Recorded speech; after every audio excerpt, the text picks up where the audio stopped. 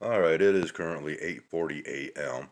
and I am going to try to rush through this just as fast as possible. I have an awful lot to discuss and to share, and I want to pick up where we left off, talking about Moses and the people called the Israelites.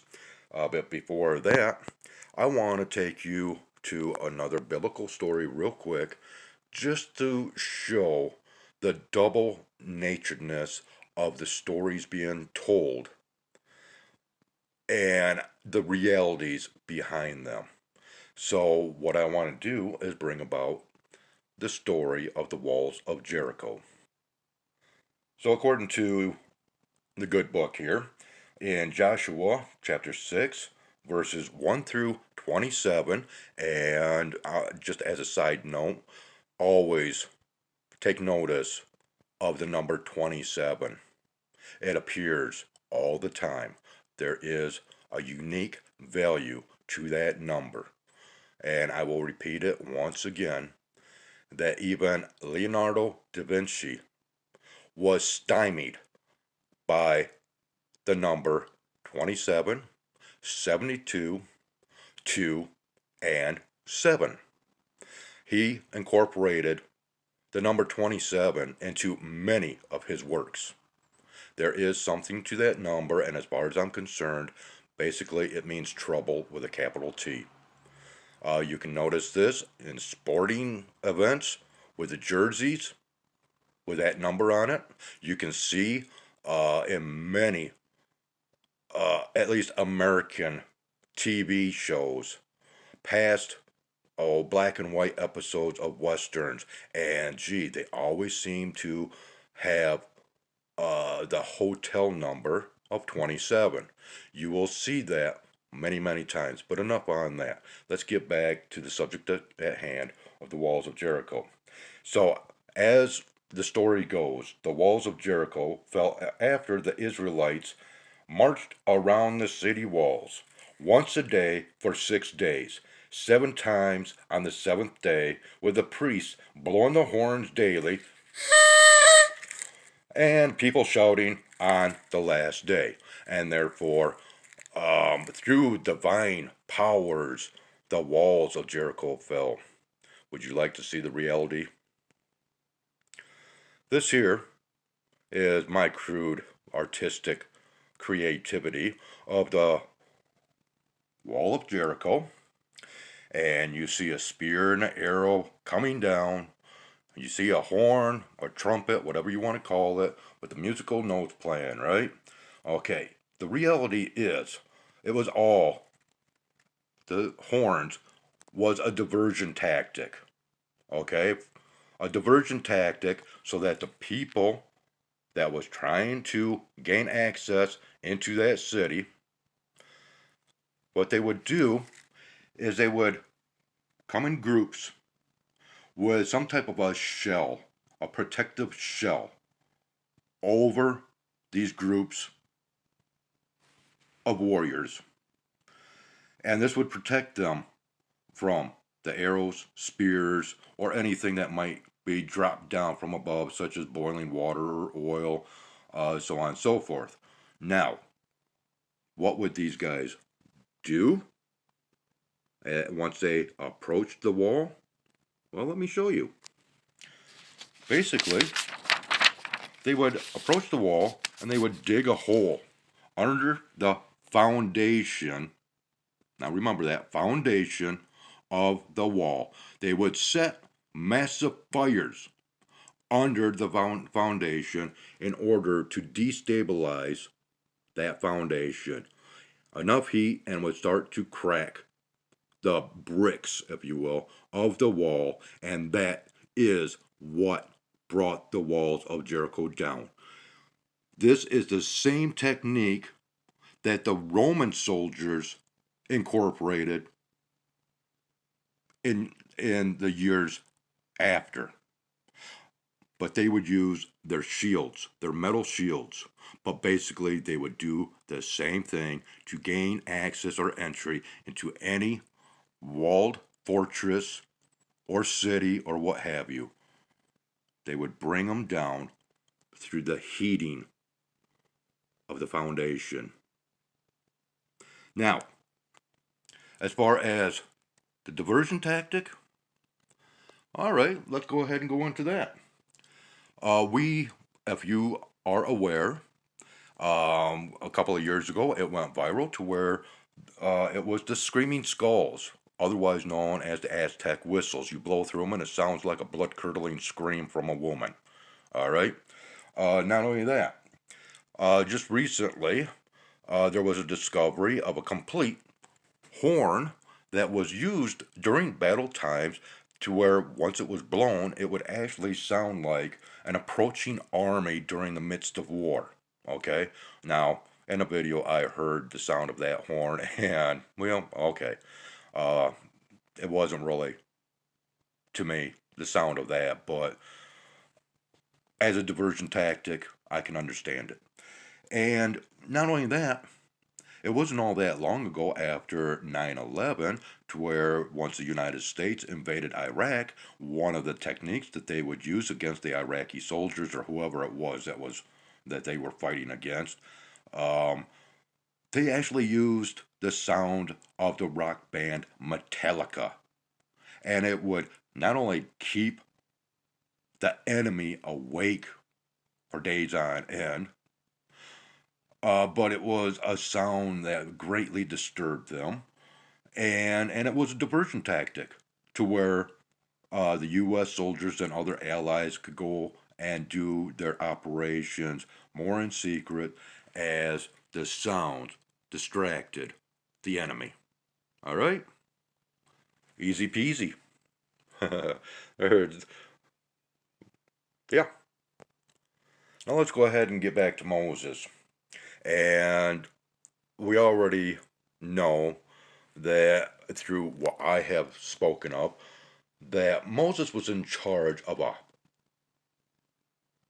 a tribe, a savage tribe, and therefore, in order to civilize them, those people, he brought down the so-called Ten Commandments. He had to teach them culinary skills, and that was the story of the sacrifice. That was the doubled nature of that story. Okay? Now I want to go into the specifics of the gods. It is known that Moses preached unto his people, supposedly his people, which you will find out that might not be the case. But when he went up to the mountain, what did they do? They built a golden calf and started to idolize it, worship it, sacrifice to it, so on and so forth. All right? I want to real quick have you think of a country to where they still worship the bull gods, or cows, if you will. Yes, India. And we're going to go there shortly. All right, so let's examine who the gods were that were being worshipped at the time of the Exodus, shall we? There was Baal, there was Asherah, there was Ashtaroth, Molech, and Chemosh, as well as some other deities. Now then, when you go into it, and understand who these gods were, okay, let's go ahead and go to Baal, which that was a Canaanite god and Phoenician god. Now then, this is going to throw you for a loop. All right, now I want you to understand. Yeah, let's go ahead and turn this on. I want you to understand a little bit here. Now, we are still in Genesis right here. And throughout Genesis, you will see Egypt being mentioned. You will see Canaan and the Canaanites being mentioned. This plays a big part in what I am to show you. And mind you, we are not with God. We are not with the Lord God, but we are with the Lord. Okay? Now we have here in Exodus chapter 4, right? Verse, what is it? 30 and 31, and to where it is speaking of Moses and Aaron. And they went together, all the elders of the children of Israel, and Aaron spoke all the words which the Lord had spoken unto Moses, and did the signs in the sight of the people. Signs. And the people believed. And when they heard that the Lord had visited the children of Israel, and that he had looked upon their affliction, when they bowed their heads and worshipped. All right. Once again, we are speaking of the Lord. We see here, and he went out from Pharaoh and entreated the Lord. Once again, this is Egypt, right? And we're dealing with the Israelites, right? Well, once again, let's go back to the gods that Moses made mention of, in which Baal was a Canaanite and Phoenician god, and Baal, when translated, means Lord. Okay, right there. Now, mind you, here we see the word Lord, but we go over here and we see serve Lord their God. Now, Asherah, another god, was a Canaanite god, and possibly an Israelite god. Ashtaroth was Canaanite. Molech was Canaanite. Chemosh was Canaanite. When Moses left the so-called Israelites and returned, they were worshiping those ancient gods. Not one of them were Egyptian gods. The Israelites in the story were not Israelites, they were Canaanites. That is why they started to worship those previous gods that Moses was trying to get them away from. They were not Israelites, people, they were Canaanites. And it gets a little confusing when you go into doing your research, because some state that the Canaanites were actually the ancestors of the Israelites. But then again, you also see that basically you had your Adamites, and somehow they turned into Canaanites, and somehow they turned into Israelites, and it's a lot of malarkey. I'm sorry to say it, but this is the reality, people. Now, upon doing a little bit more research, and you go into the name Yahweh, right? Do you know who Yahweh was? Yahweh was formerly the god of the Canaanite guild of metallurgists. Metallurgy. So their god was a Vulcan god? A metallurgist. Think about it. Now, just one more little tidbit of information about Moses and the Lord. And I'm not sure which verse it was, but it states that the Lord made Moses a god unto the Pharaoh and Aaron a prophet. Kind of strange, don't you think? Oh, yeah, that's right. He's a god because he lived for how many hundreds of years? Because of that divine bloodline. Well, you got to go back and deal with the story of Noah. Yeah, go ahead. Do your little bit of research and see what you come up with.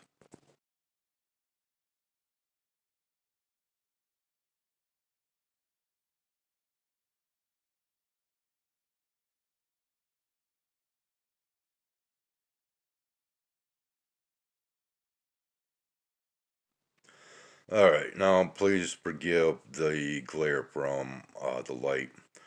It is dark enough in here to where visibility is not that great, even though I have my lamp on and so on and so forth. But I I'm finally to the point that I really, really wanted to get to, and that is the Tower of Babel. Have you ever been called a Nimrod? Well, that originates from King Nimrod. He was the organizer behind not only the Tower of Babel, but the city of Babylon. Okay? And of course, Nimrod means fool, and which this is why. Okay? Supposedly, he was labeled a fool for his attempts to build this tower. And as the illustration description, it says here, in the days after the great flood, all the people of earth spoke one language and moved to the plain of Shinar, near the Tigris and Euphrates rivers. They said to each other, let us make brick. Remember this, foundation and brick, and build us a city and a tower that will reach up to heaven, and let us establish ourselves so that we will not be separated from each other. The Lord, mind you, again, the Lord looked down upon the city and the tower and said, the people are now all of one language, and he knew they would stop at nothing if they were allowed to build the tower.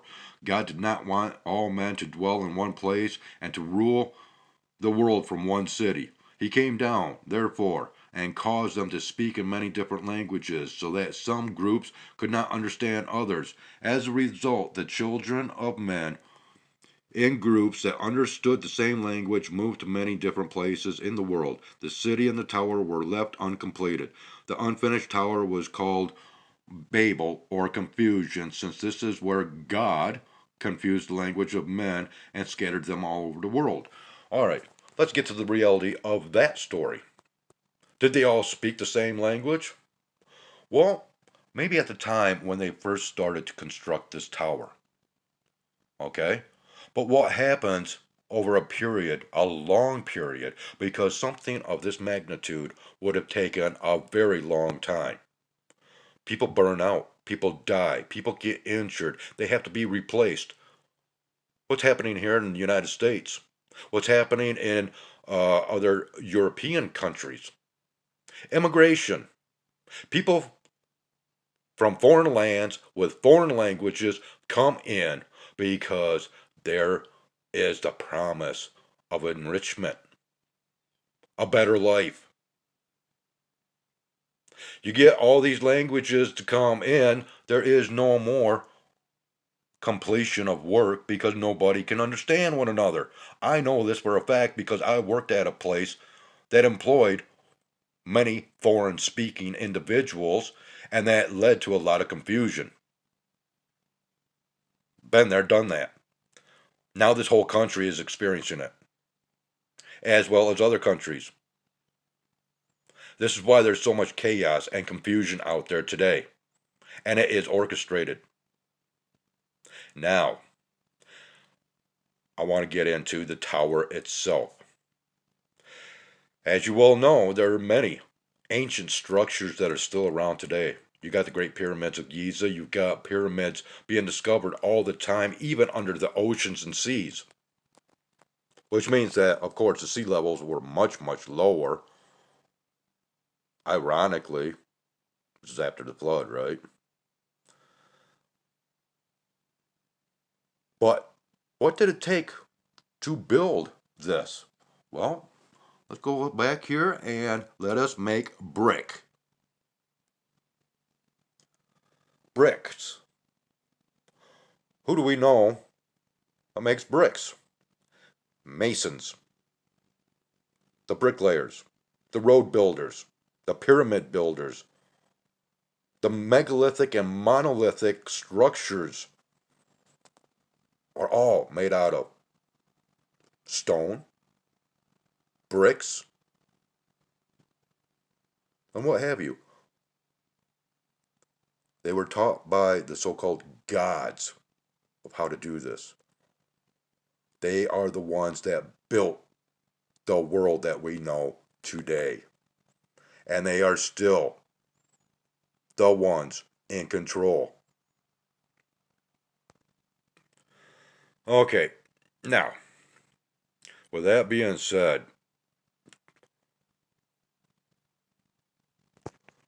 was this in fact just a tower that was supposed to reach heaven? Maybe not. Maybe it was not just made out of brick. Because I'm going to show you something that looks almost identical to what you are seeing in front of you right now. And it's from India, called a Vimana. Flying machines. Well, how else do you get to heaven? You have to fly. You can't really build a tower, right? And I am going to show you a screenshot of a Vimana, and this picture, diagram, or what have you is a replica from ancient manuscripts found in India.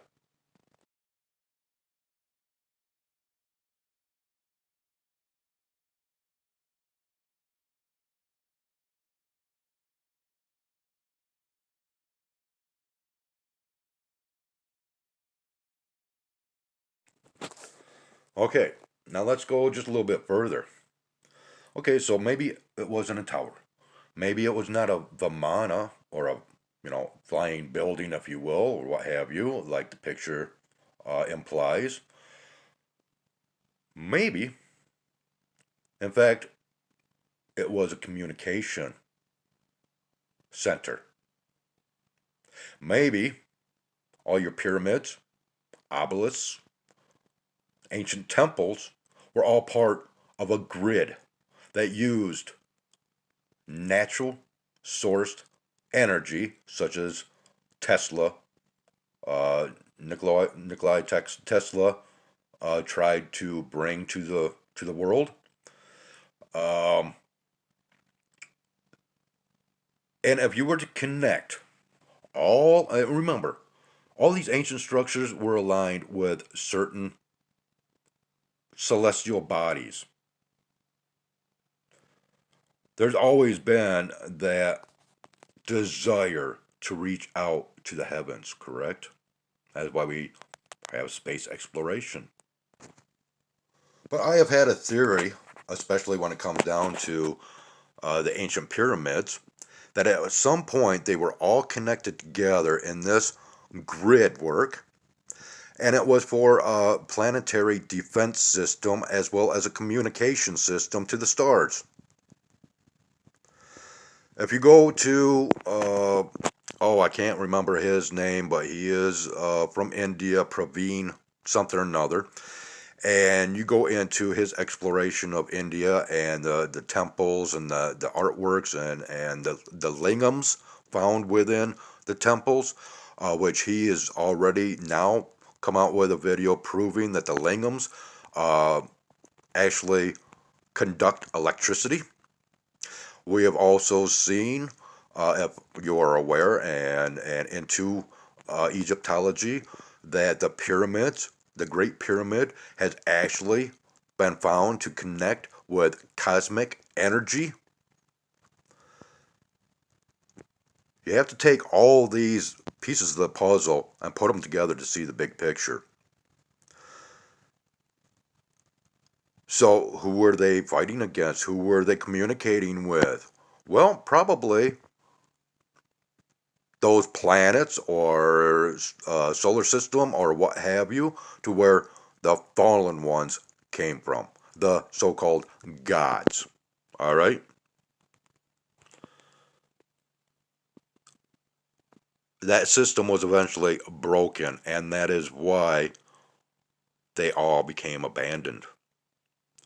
Now, think of modern times.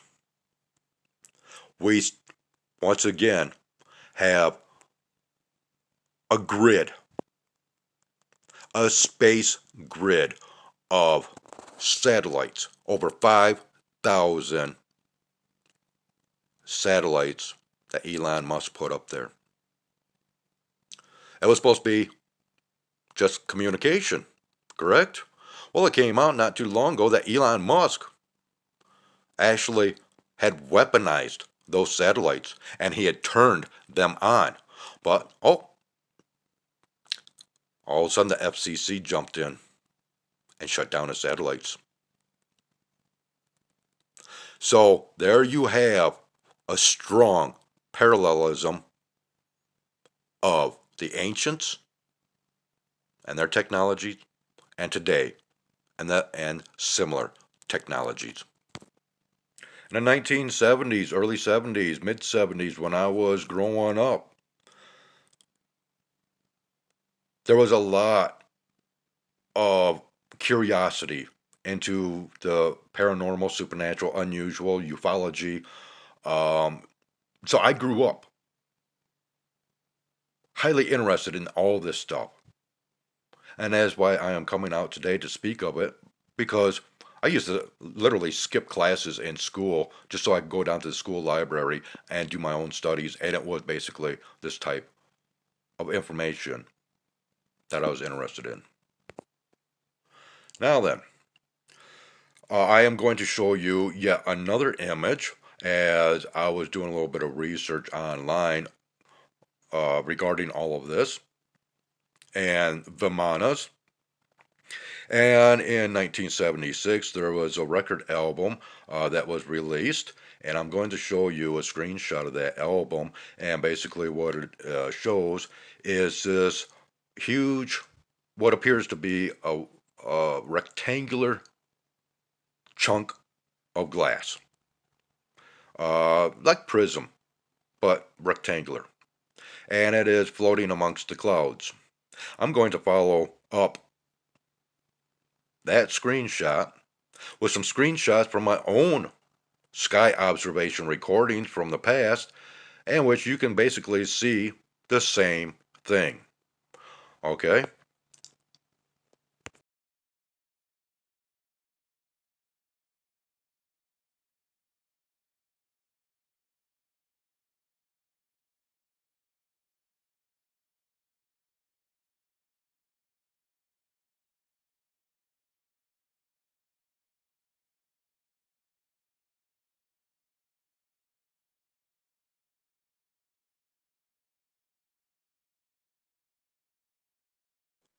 Now then, don't ask me to explain. All I know is I will include a link to my recording if you are interested in watching that video in order to see that rectangle that I caught up in the sky. So now we're in the sky. We're in outer space. But let's come back down to the ground to where the fallen angels landed, shall we? There is a map. And I want you to see something here. We're going back to Mount Hermon. And I want you to see the longitude and latitude line that is in Damascus, right near Mount Hermon, in which you have 33 degrees and 30 degrees. 33.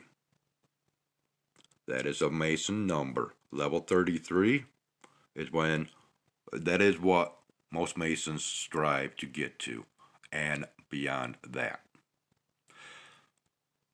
They were, like I said, the gods. They were the ones that started to construct the pyramids, the towers, the obelisks, you name it. The Egyptians knew it. It is spoken of in the ancient Sumerian texts. Do your research, people. Understand these stories.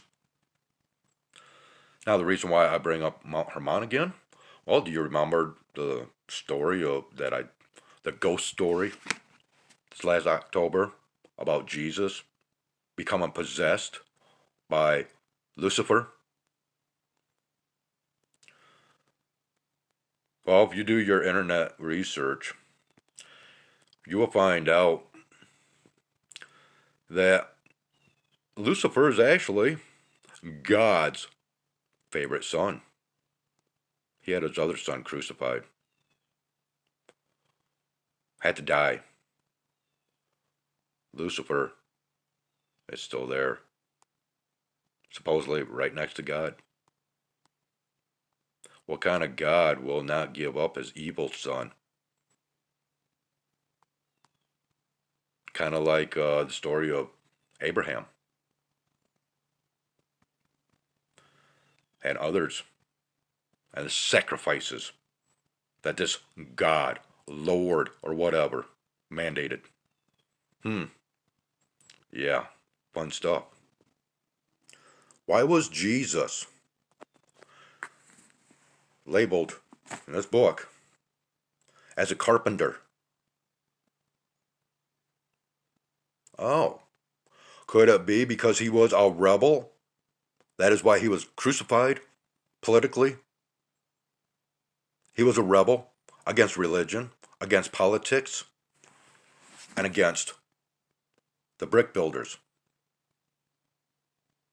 That's why he was labeled as a carpenter, and you never hear anything more about that skill. Just that was supposed to be the divider. A woodworker divided from being a mason. Father, why hast thou forsaken me? Makes it a little bit more easier to understand because he was speaking that he was not the favorite son. Yeah, it's kind of fun putting a spin on things to get people to think for themselves, to do their own research. And I employ you to do the same. Why do you think all the wars are taking place in that region? It's to destroy evidence, historical evidence, in order to keep that alive, to keep a religion alive. Man's religion. Man's religion, speaking of the gods. Because once again, when you get into it, and I'm going to include a couple other links of actual biblical scholars, not preachers, pastors, reverends, priests, no, scholars, those that research the actual Hebraic writings, the Greek writings, the Italian writings. Don't be deceived, people.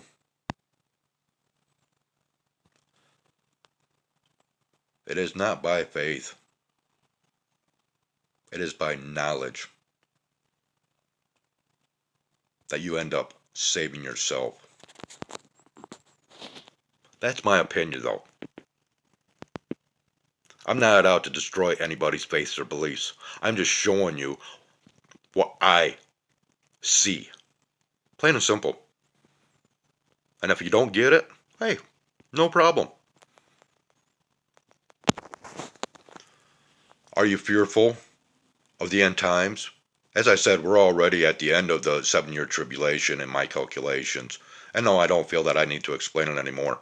You know, if you're familiar enough with this and the prophecies, you should already be seeing the proofs yourself. It shouldn't take people like me to have to show it. Are you really that terrified of what's to come? Well, let me give you a quote. It was fear that first made the gods. It is fear that is making the gods again. That is why I don't comply. That is why I have a rebel nature and always have had. That is why I am posting and sharing the content that I do today.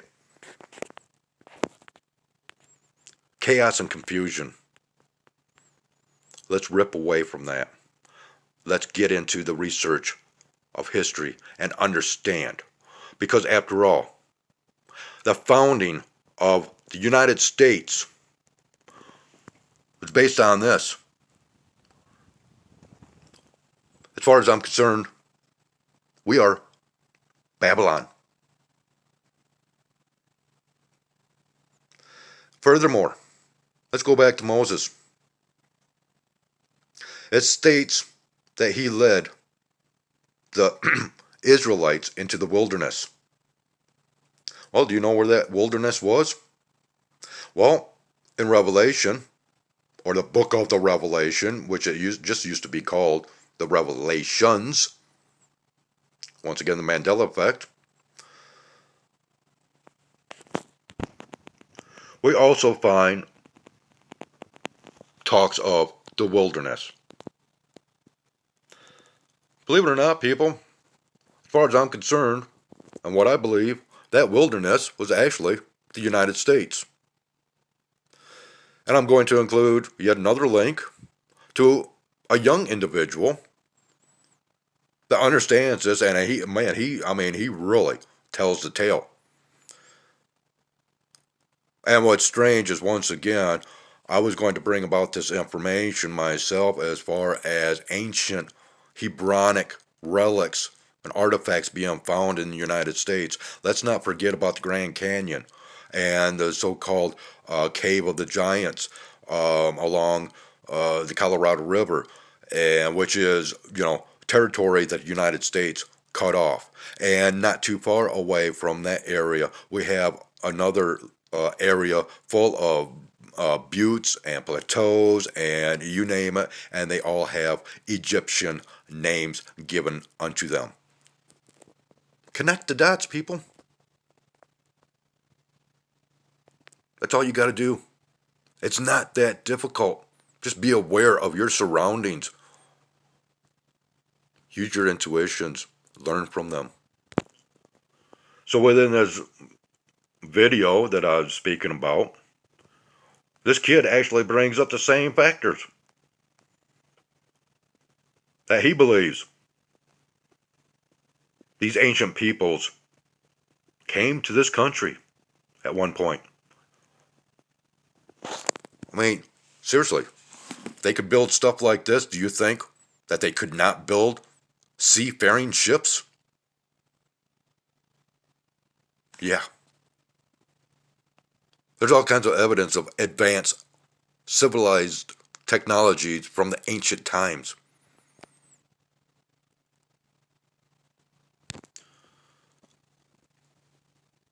Through my sky recordings, and in comparison to a lot of information I've gleaned, there's quite the connections to be made.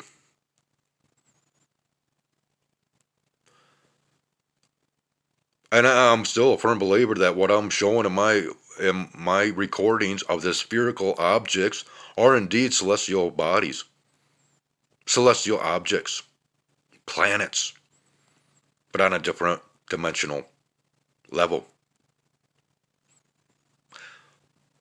What's going to make everybody shake in fear during the end times? Maybe it's not the return of some Lord. Maybe it is when we start to see those spherical objects with our own naked eyes. Yeah. Watch those science fiction shows, people, to where it shows, other people on strange planets, and they are so close to other planets that it's scary. Yeah. You want to talk about people dying from fright? Just imagine if all of a sudden you start looking up and there are all kinds of planets right above your head. And we start experiencing all kinds of what is known as natural disasters, earthquakes, volcanoes erupting, hurricanes. The forces of nature become alive because of gravitational magnetic poles. And not poles as in P-O-L-E-S, but P-U-L-L-S. Polling poles. Yeah. And then, of course, we have, the rapture. Well, I believe that there's going to be a galactic rapture. And if you were to be one that pays attention to Elon Musk and his advances in rocket engines and hyperdrive capabilities and all that, that's a preparation to leave the planet. Trump, when he was president, declaring that, yeah, he wanted to see a base built up upon the moon so that we could leave from the moon to get to Mars and beyond. In the future, it happens. Once again, even though it's listed as science fiction, 10 years of Stargate SG-1 and every episode in the ending credits having acknowledgments to different departments, agencies, and offices. Connect the dots.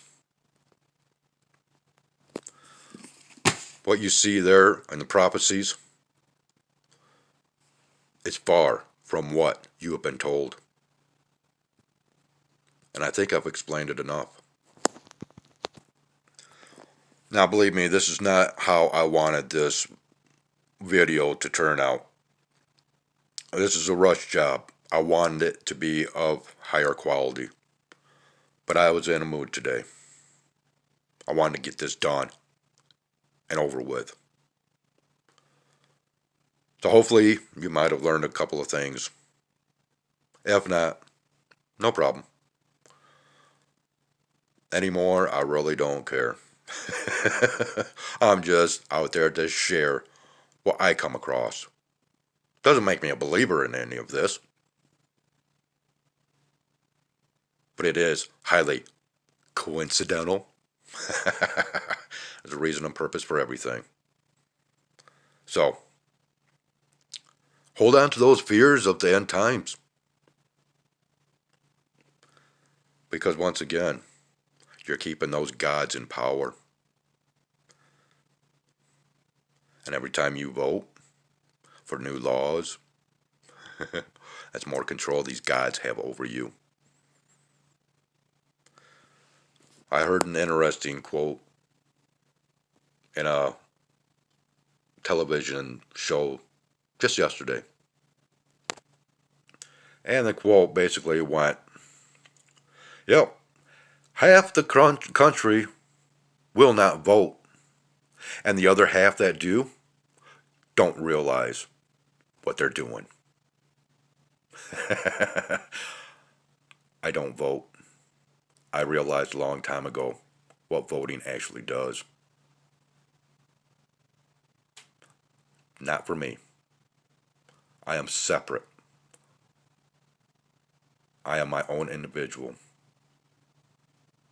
I don't comply unless it is beneficial for me and me alone. Now I'd like to add just something else. There were what was known as the Anakim, in which they inhabited the land of Canaan, descendants of the Nephilim, which links the Anakim to Nimrod and the builders of Babylon. See, just that much more proof that the ancient writings before this came about has more proof and evidences to back up those ancient scriptures that were there long before this. And that this, for the Old Testament, being nothing more than the retellings of those much, much more ancient stories. And with the prophecies at the end of the book, and I really don't care about, Isaiah or Daniel or whatever, because why? The book of the Revelations, or Revelation, excuse me. Yeah, there we go, Revelation. That's the end, right? This is supposed to be the end? Yeah, okay. I hope you can understand what I'm getting to.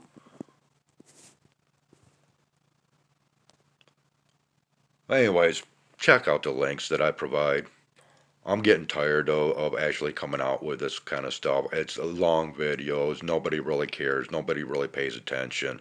You know, believe what you want.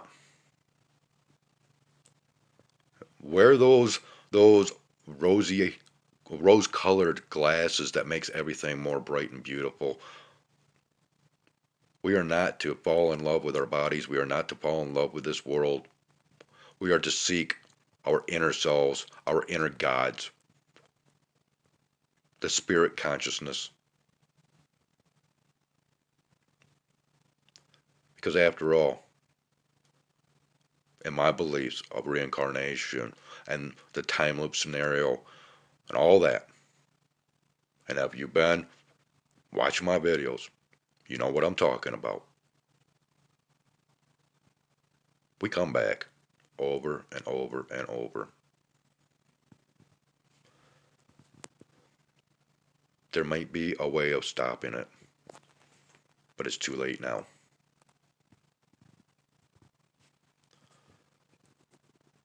So, have yourselves a great one.